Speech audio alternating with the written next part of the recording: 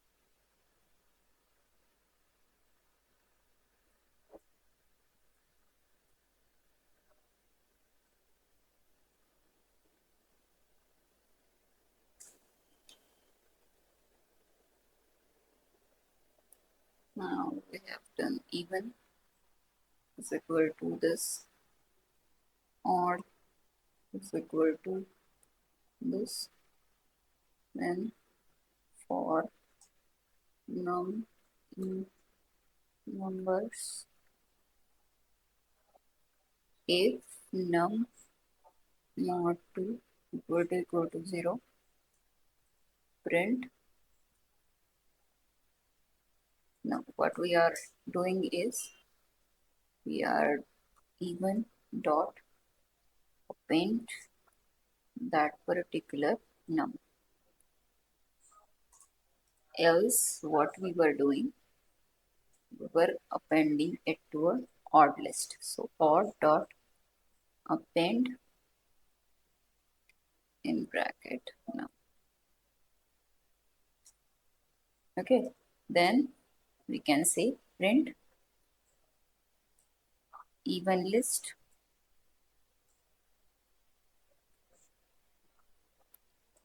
Where is the even list? So it is with even variable.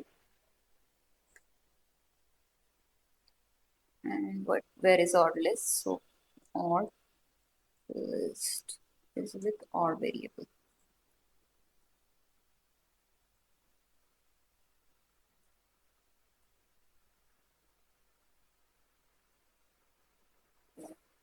Okay, so let's see how it is working.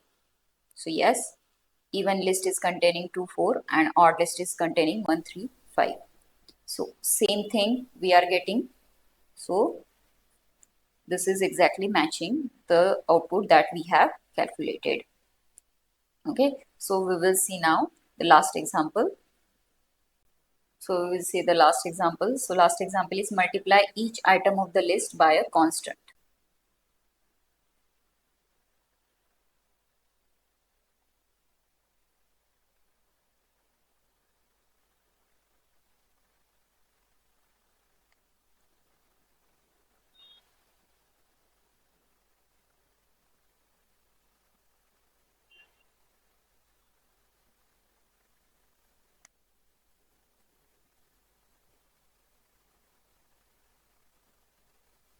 Using for loop. So we'll say this is our original list.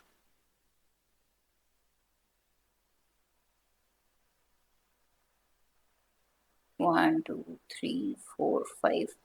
Okay. We will create one more list called multi-list that will contain the multiplication. So initially we will keep that list as it is. So for n in now original list.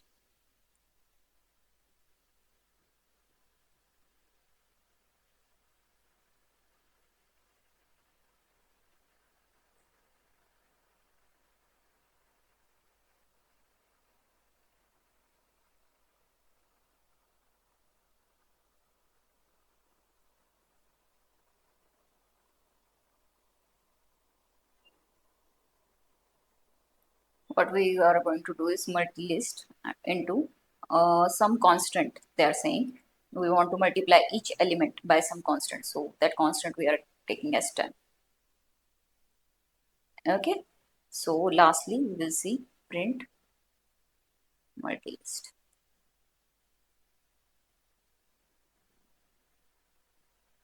So let's see how this particular example is now working. Okay. So first of all, for n in original list. So this is our original list. This is our multi-list. So initially this particular list is empty.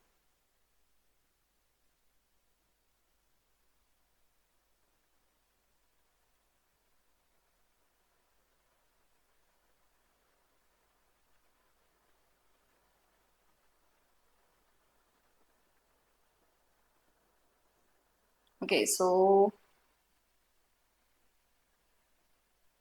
original list is 1, 2, 3, 4, 5 for n in original list. So our original starts with 1. So for 1 in, we will say OT. original list is, let's say OL, not OT, we'll say OL.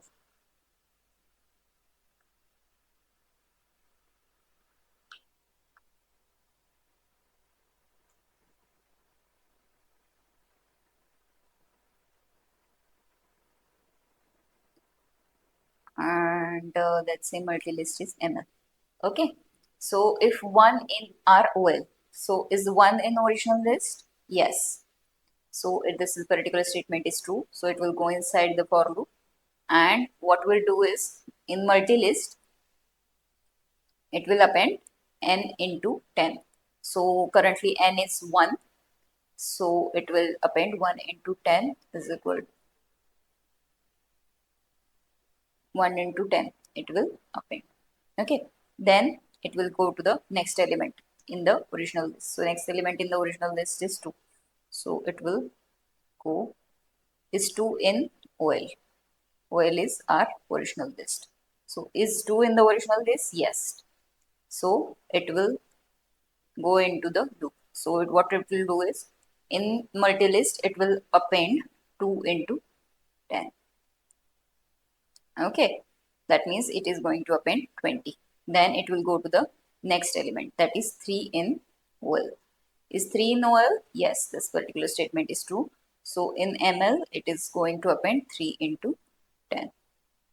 Then it will check whether 4 in original list. So it is true. So it will go into the loop. So in the ML, it will print 4 into 10. Now it will go to the last element in the list. So 5 in OL, yes. So it will append 5 into 10 into multi-list, and this will be the end of the loop. Okay, so this is how your output will look. That is 10, 20, 30, 40, 50. So let's see how it is working out with Google Colab.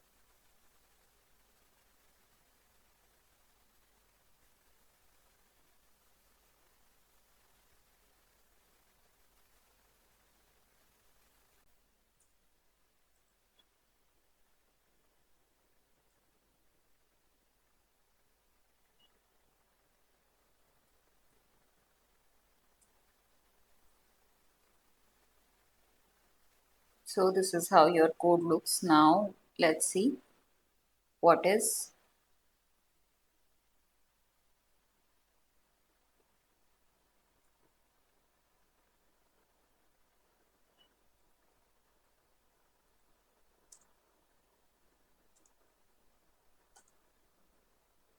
after multiplication.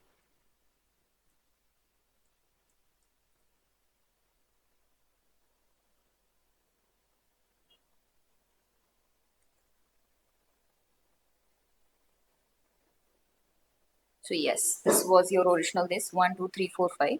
And this is your uh, list after multiplication by a constant, that is 20, 10, 20, 30, 40, 50. So whatever result that we have seen in the dry run, same thing that we are getting here. Okay, so this was our list examples. Okay, so let's move to the next data structure, that is nothing but the tuples. Now tuples are immutable sequences in Python. Now what are immutable sequences? Immutable sequence means once you have created a sequence, you cannot modify that particular sequence. You cannot add to the sequence, you cannot remove from the sequence. Whatever sequence you have once created, that will be locked. So that is nothing but immutable means. Okay, if you want to check the mutability of a list, so someone tell you to show you the mutability of list. So here is how you can show them. So list, you say 4 is your 1 comma 3 comma 4 comma 5. So currently at 0th location you have 1. So let's say print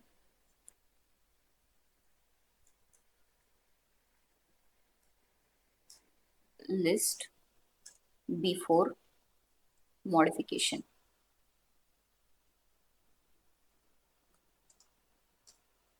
So we'll say list 4. Now I will say I want to change the first item from the list. I will say list 0 is equal to, I will say 6. Okay, then print, I will again list after modification.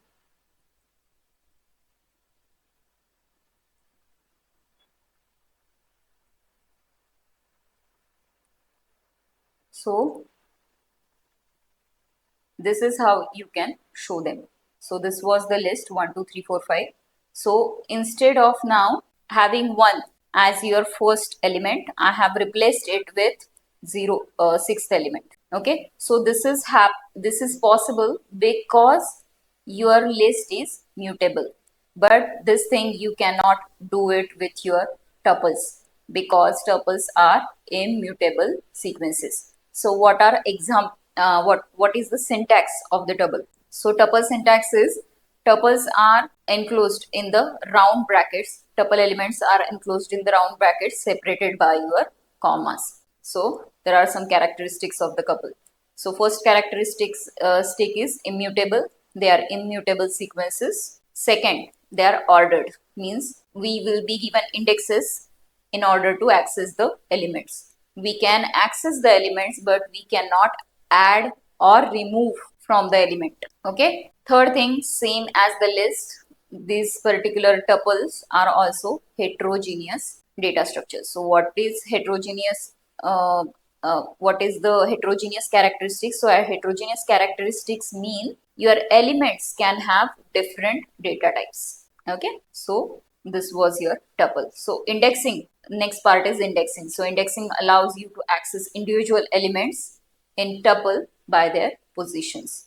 So obviously tuple and their positions. So there is two types of indexing available: positive indexing or negative indexing. Same thing that we have seen in the list, same kind of thing is available in the tuple also. In case of index, we have positive indexing available, we have negative indexing available. So positive indexing means the first element of the tuple will be located at 0th location. Then next will be at first location, then second, then third, then fourth. Your negative indexing starts at the end of the list. That means the final element from your tuple will be at -1. Then next will be at -2, then -3, then -4, then -5.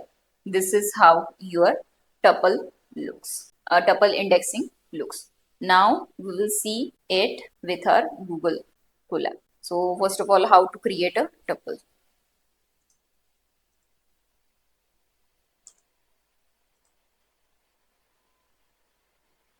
Let's say t1 is equal to 1 comma 2 comma 3 comma 4. Okay, this is the thing that I have created. So first thing that we are going to check is the type of t1. So whether t1 is tuple or not.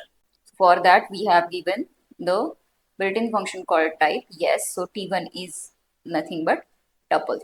Okay, now if I want to access the first element of the tuple, I will say t1 in square brackets, I will pass the index of 1. So T1 of 0. That is nothing but 1.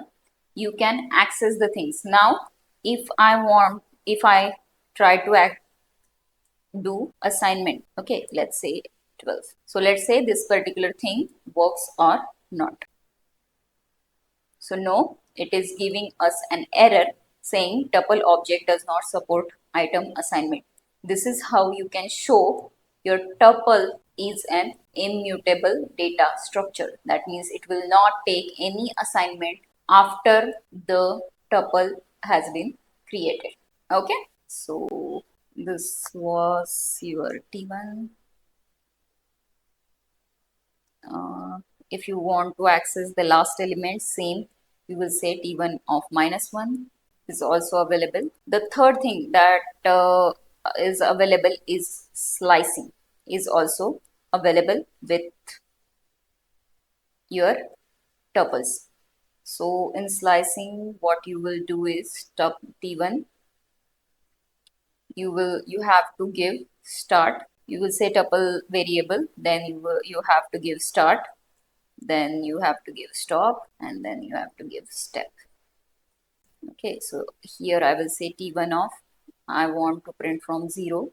Say I want to print 1 to 3. So 0, 1, I will say 0 to 3. Same thing that were applicable in list, same things are applicable in tuple also. That means start is inclusive, stop is exclusive. Since stop is exclusive, I want to print until 3. I will give the index of, okay, so index of 4 is nothing but 3. So let's say, yes, I'm getting the correct answer. So, okay, so slicing is also available in your. So next thing, now tuple also has some inbuilt methods that are available. So what are those? So first method available is count method, and second available method is index method. So let's see one by one. So count method, it returns the number of occurrences of a specified value in tuple.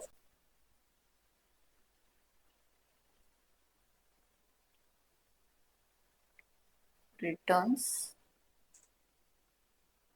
number of occurrences of a specified value in a tuple. Okay, so let's say we will create one more tuple, 1 comma 1 comma 2 comma 3 comma 4 comma 4. Okay, this is my tuple. What I want to count is t11 dot count. Now I want to count occurrences of, let's say, 4. So here print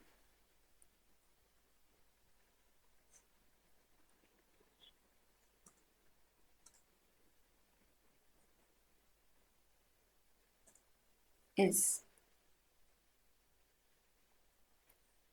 here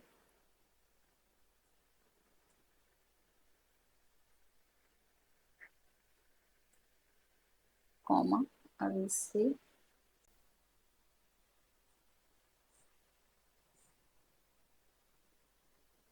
C.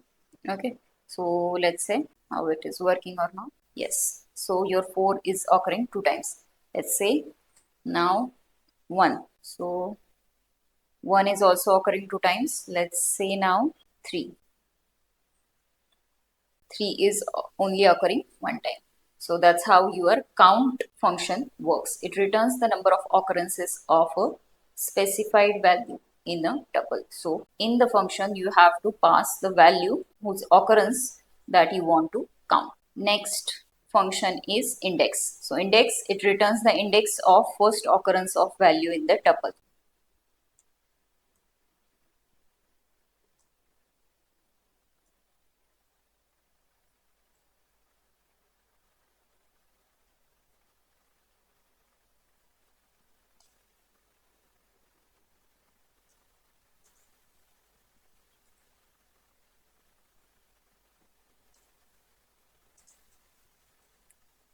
Value in a tuple. So let's say we will consider the same tuple T11. Okay, so this is your T11. So in this, we will say T11 dot index. So first index, let's say first occurrence of value. So first occurrence of value is, this is the only occurrence, so it should return 2. So let's say what it is returning. So yes, it is returning true. Let's say 4. So what it should return?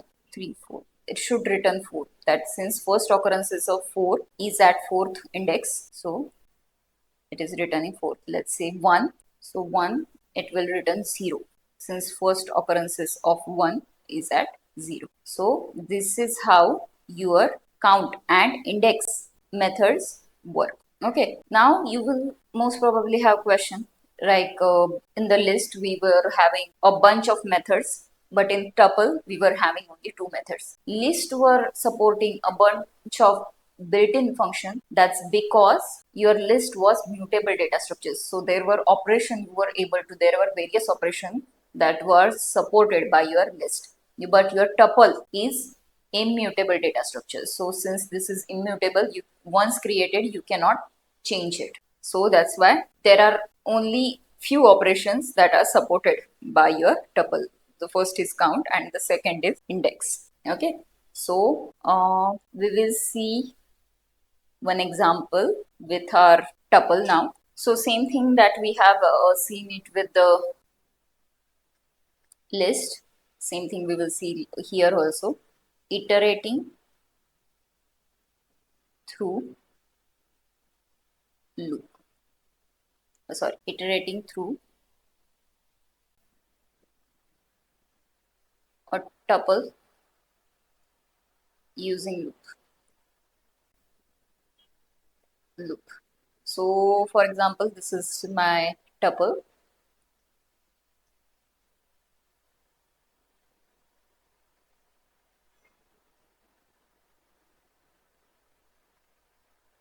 Now I will say my index is 0, same thing. So while index is less than or equal to 3, because my index will go from 0, 1, 2, 3, right?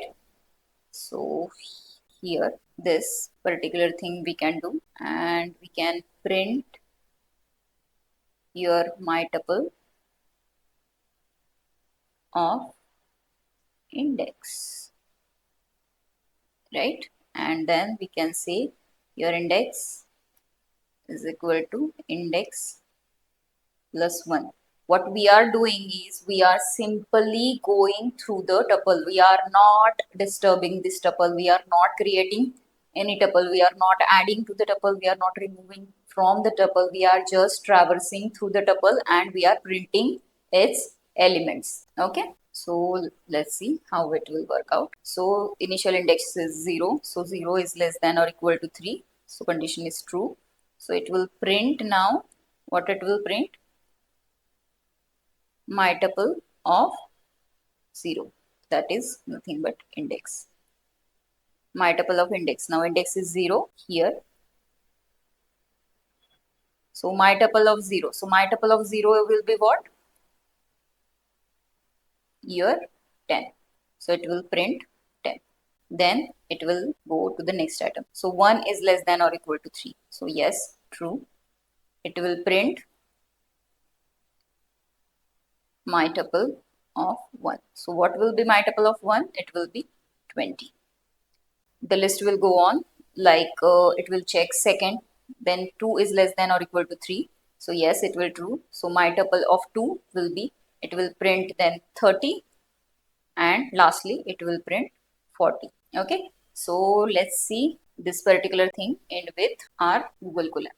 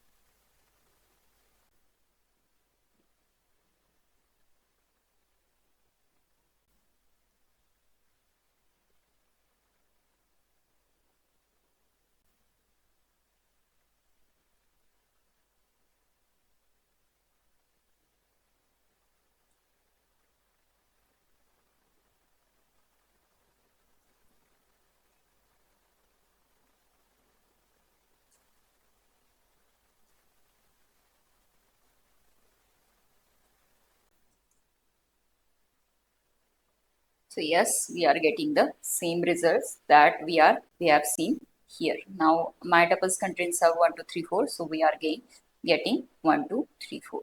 Okay. So this is how your example is working. We will see one more example. In this particular example,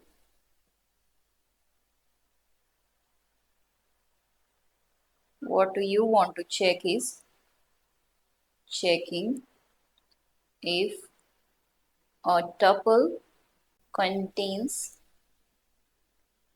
specific element or not. So if we want to check a tuple will contain a specific element or not, that means this is a problem for membership operator.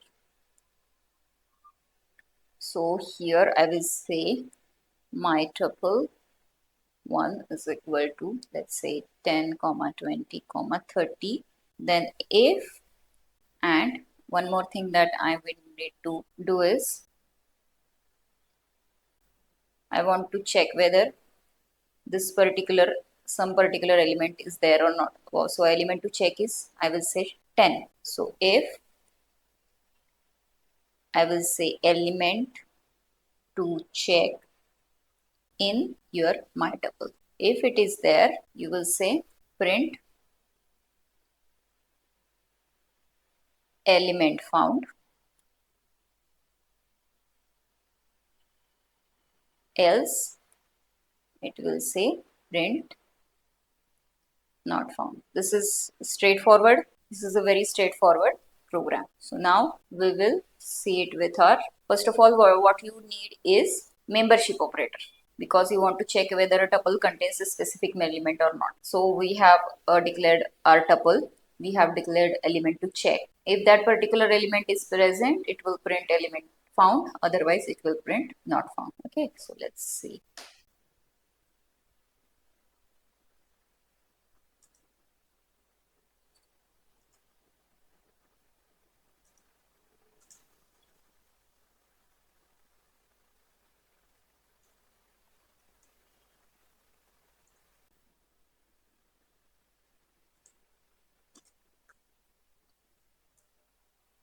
So we will declare another one. Tuple 1 is equal to say 10, 20, 30. We have to declare element to check is 10. Let's say, so if element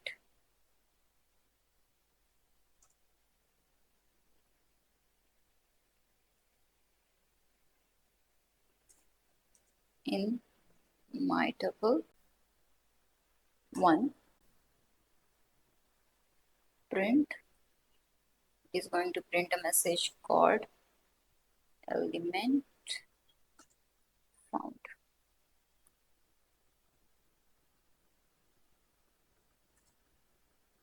Else it will print